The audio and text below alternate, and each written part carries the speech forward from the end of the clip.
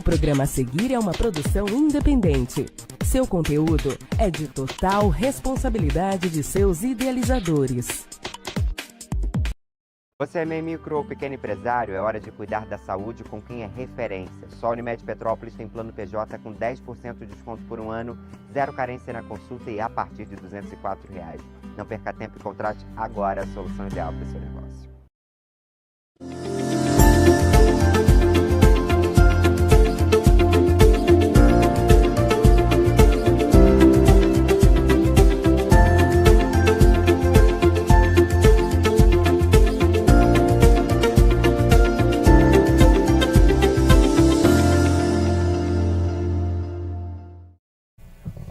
Oi pessoal, tudo bem? Sejam todos muito bem-vindos. Esse é o Unimed Presente na sua casa, um espaço que a gente traz especialistas, médicos, enfim, traz saúde, qualidade de vida, prevenção principalmente para a sua casa. Não é um espaço que está só para discutir a relevância da Unimed, mas sim para discutir a relevância de se cuidar. A sua saúde realmente é a nossa prioridade. Hoje a gente recebe o pneumologista Alexandre Bretas, que vai falar um pouco para a gente sobre a importância do cuidado que a gente tem que ter. Seja bem-vindo, principalmente você que é fumante. Então esse é o assunto para você hoje aqui nesse programa. Doutor, seja muito bem-vindo. Obrigado pelo convite. Alexandre, então vamos começar essa conversa? Primeiro, desejar aí uma boa tarde para você, que mais uma vez está aqui, contemplando aqui, né, sua presença conosco. Alexandre, o que é asma? Vamos falar aí para os nossos telespectadores o que é asma e o que acontece com o pulmão em uma crise de asma. A asma é uma doença crônica inflamatória das vias aéreas, muitas vezes determinada, as pesquisas apontam para isso, geneticamente. A asma pode ter vários graus, né? Basicamente, o grau leve, moderado e grave. O leve dividido em asma leve intermitente, leve persistente, e dependendo do grau, a gente vai ter tratamentos diferentes para a asma, né? A asma hoje, que a gente considera como asma, com essa doença inflamatória das vias aéreas, muitos pesquisadores acham que ela não seja uma doença só. Elas sejam várias doenças que se manifestam de uma forma muito similar, né? E existem vários tipos de asma, né?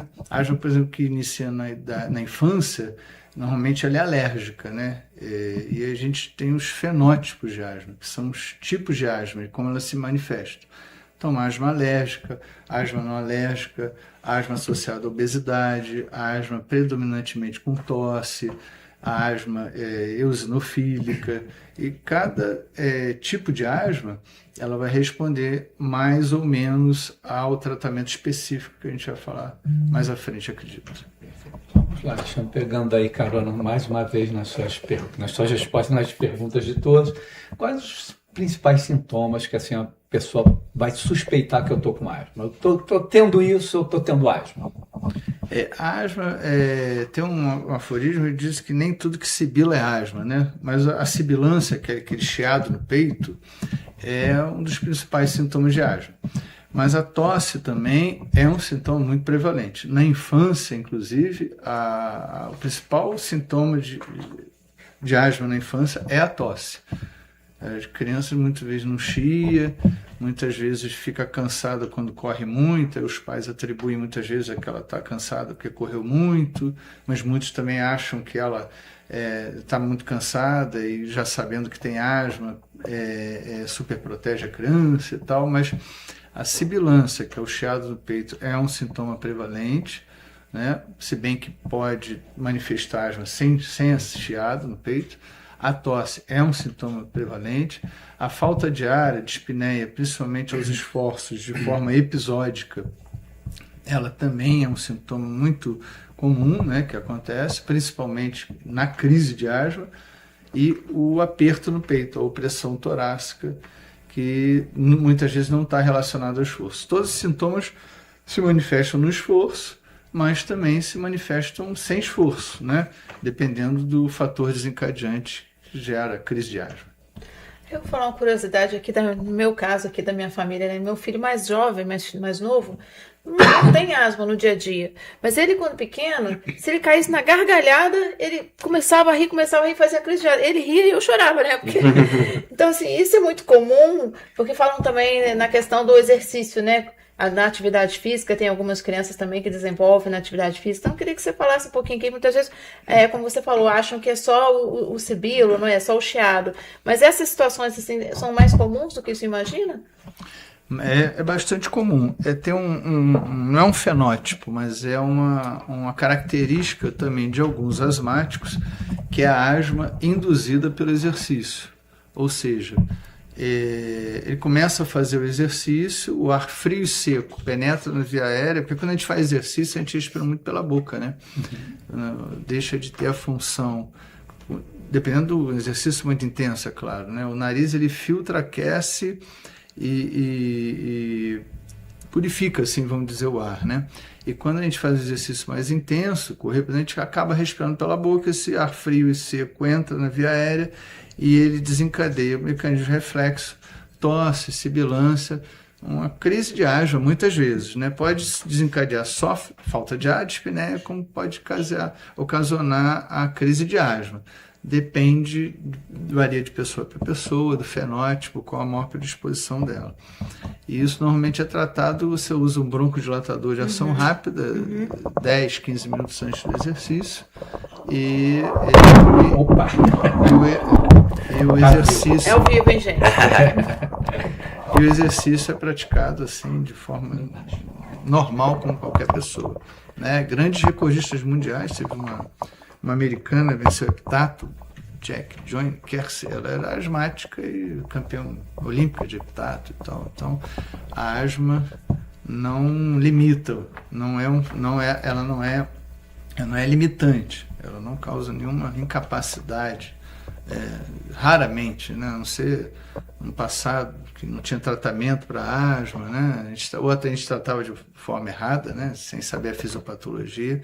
A asma podia se tornar uma doença incapacitante. Hoje é muito raro, né? Hoje, se a gente trata a asma e a pessoa não tem uma vida plena, vamos procurar um outro diagnóstico, dizem, né? Deixa eu tirar uma dúvida com o senhor. Eu comecei aqui falando, né, dos fumantes. Enfim, quando a gente fala de pneumologista, a gente associa diretamente aos fumantes. Se eu tenho, por exemplo, pais fumantes, eu posso nascer uma criança asmática? Isso é uma questão que favorece ou não? Não é que você nasça asmático, mas se você tiver uma predisposição genética, a fumaça do tabaco ele vai induzir os genes a se manifestar asma, né? Porque a fumaça do cigarro é um fator desencadeante, né?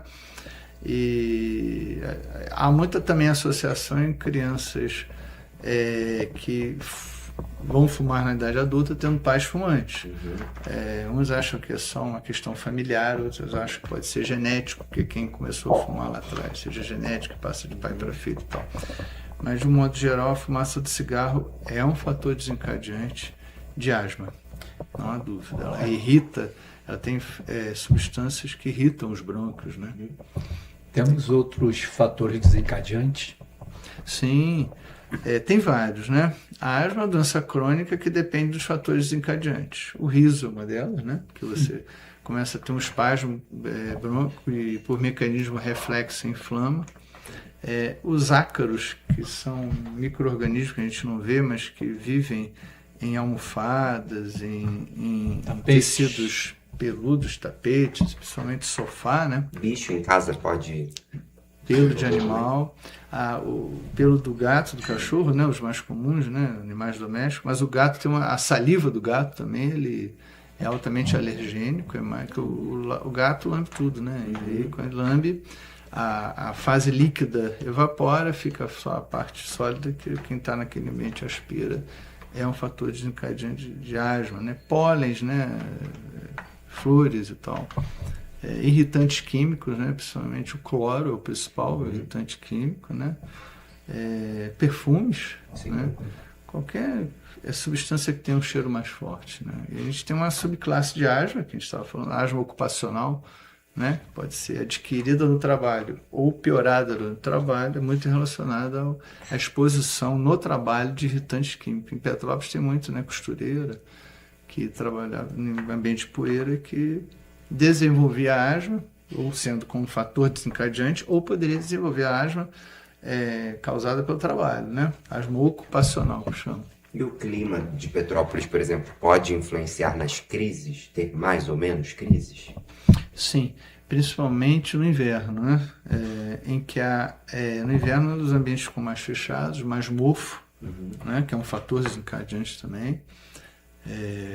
Fungo, né? No ambiente que se desenvolve em ambientes fechados, sem ventilação. Tem mais ácaro, porque o ambiente menos ventilado, né?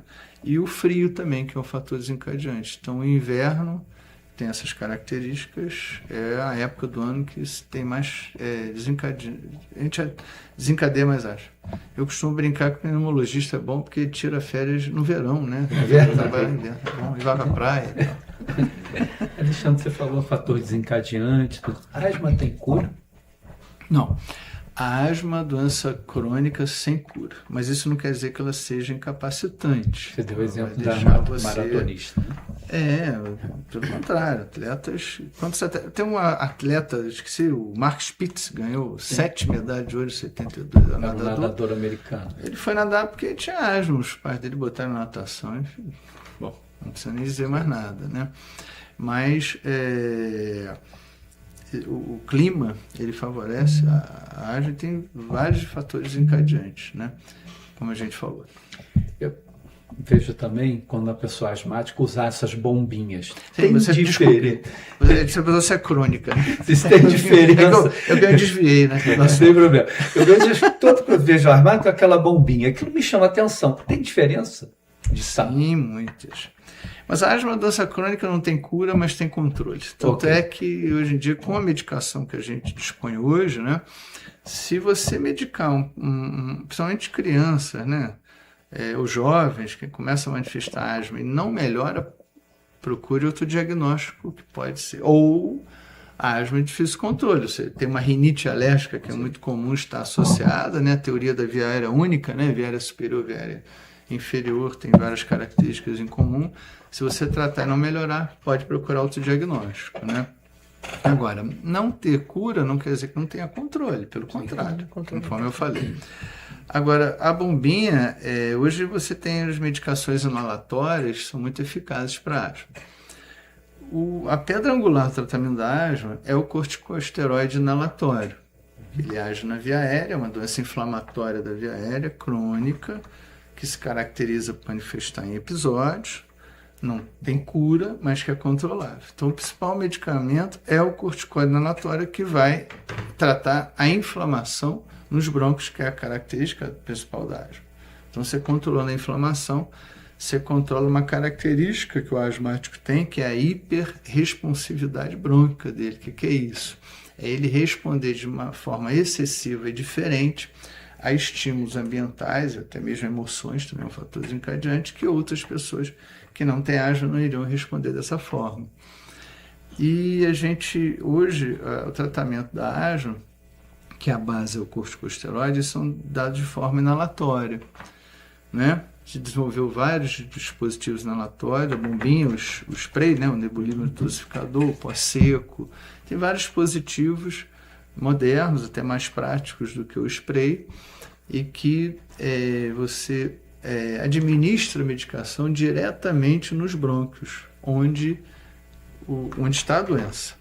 Isso minimiza os efeitos indesejáveis, que tomar um corticoide oral, por exemplo, né? Você vai ter todos os efeitos indesejáveis, né?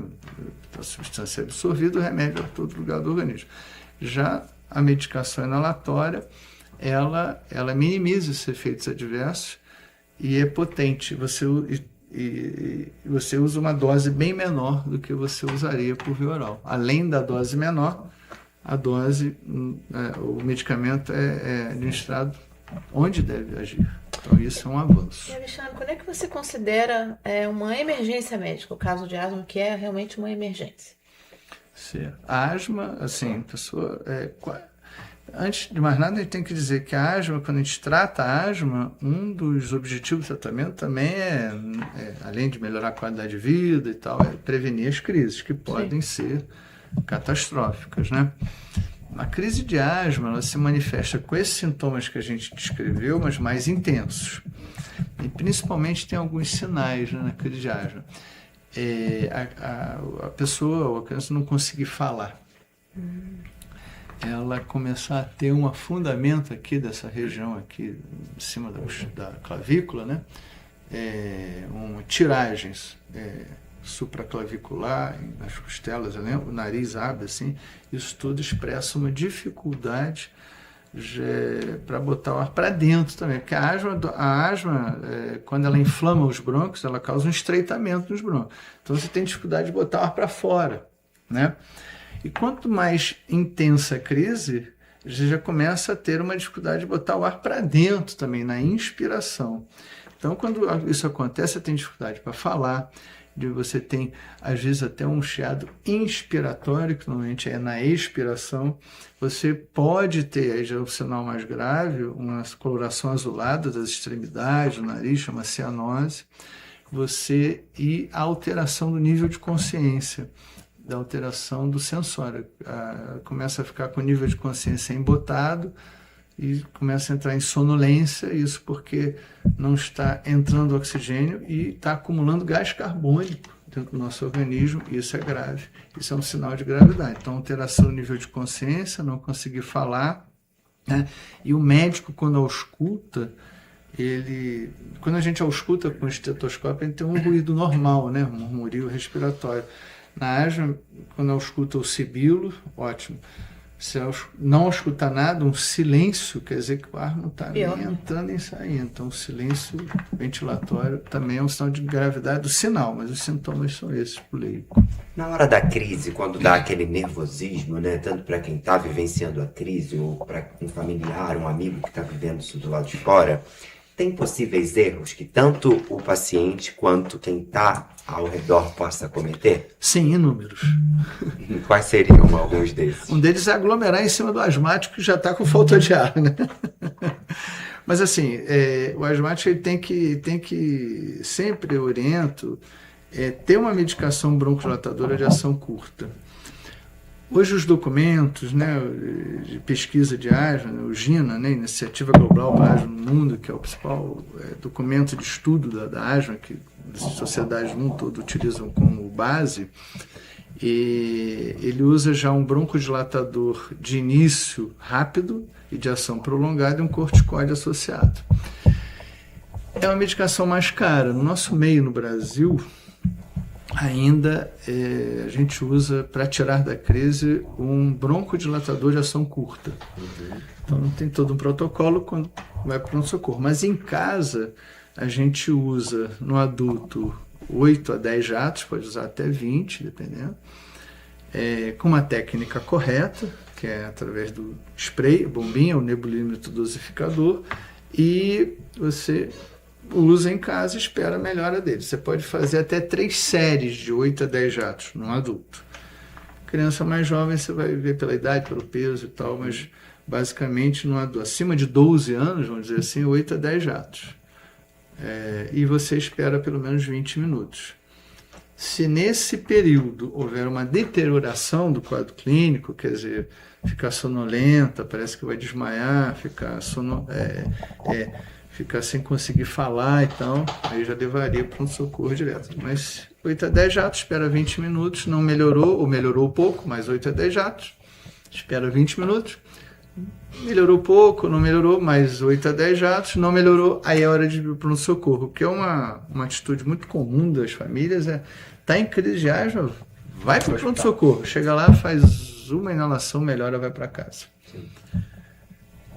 Gasta o dinheiro público ou dinheiro privado, ocupa um espaço que não precisava e tal. Então, os pacientes eu oriento sempre usar a medicação de resgate, que chama em casa, que é inalatória, e nessa sequência, se não melhorar para pronto-socorro, ou se nesse período, né, entre os 3 séries de 8 a 10 jatos, não melhorar, o broncodilatador de ação curta, é o salbutamol, é o aerolin, né, que a gente usa.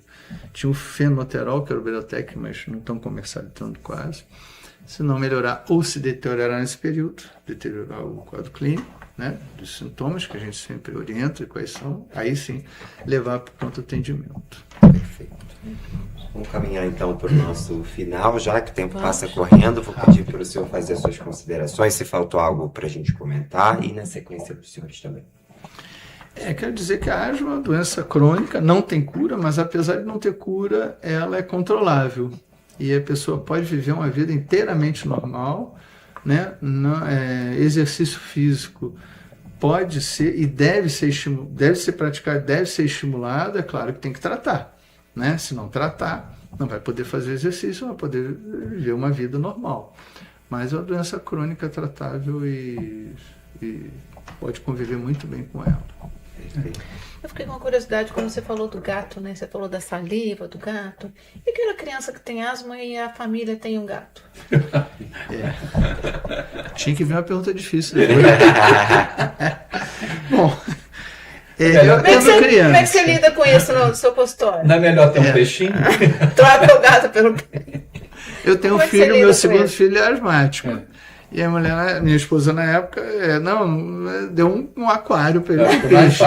Eu fico imaginando a pessoa lá com peixe, lá, a criança com peixe, né? Substitui.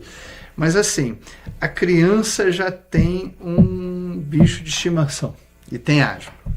Eu já atendi vários assim. Vou dar um exemplo só. Uma criancinha de 6 anos, uma menina de 6 anos, tinha um gato em casa e dormia com o gato, adorava o gato desde que ela nasceu. E ela tinha asma e a gente identificou que o gato não deixava ela melhorar, né? Eu não tenho direito de chegar para a criança e dizer assim, olha, doe o gato. A criança não vai entender isso, né? Mas na medida do possível, olha, deixa o gato dormir um pouquinho fora do quarto, um dia ou outro, orienta a mãe para sempre com jeitinho e afastando um pouco o gato, principalmente de onde a criança dorme, né? Que ela passa 8, 10 horas. A criança está 12 horas com o gato no quarto. E isso é um fator de não melhora da crise. Ao mesmo tempo, eu explico, olha, vou ter que dar mais remédio. Ou mesmo dando remédio não vai melhorar como deveria, porque há uma relação causa e efeito direto, que é o pelo, e os alergenos presentes tanto no pelo quanto na saliva do gato, não deixando ela melhorar, né? Mas é um dilema. Criança, a gente não tem direito de afastar, mas ao mesmo tempo tem que orientar e dizer, olha, ele é o fator desencadeante, vai ter que usar remédio, pode ter uma crise, vamos trabalhar isso aos poucos. Perfeito. Considerações de vocês. Quero te agradecer os esclarecimentos, tenho certeza que foi de grande valia para todos. Agradecer, Alexandre, a presença. Obrigado. E dizer para vocês que na semana que vem estaremos de volta aí com mais algum assunto interessante para você em prevenção e saúde. É isso. Eu quero me despedir também e dizer para você que está em casa que tem uma oportunidade muito bacana que a Unimed Petrópolis disponibilizou para você, que tem uma MEI, que tem uma micro, que tem uma pequena empresa. Agosto chegou com uma oportunidade de contratar plano de saúde a partir de R$204. É isso mesmo, é uma oportunidade. Então acessa lá os nossos canais digitais, essa oportunidade é válida só para esses perfis. MEI, micro ou pequena empresa. Ficou curioso e quer saber? Vai lá no nosso Instagram, @UnimedPetrópolis, ou no site unimedpetropolis.com.br. E a gente está aqui para cuidar de você realmente com todo o carinho e com a máxima qualidade que há 54 anos entrega, sendo uma referência em saúde em Petrópolis. Por isso que nós somos a Unimed Petrópolis cada vez mais fortes. Até semana que vem.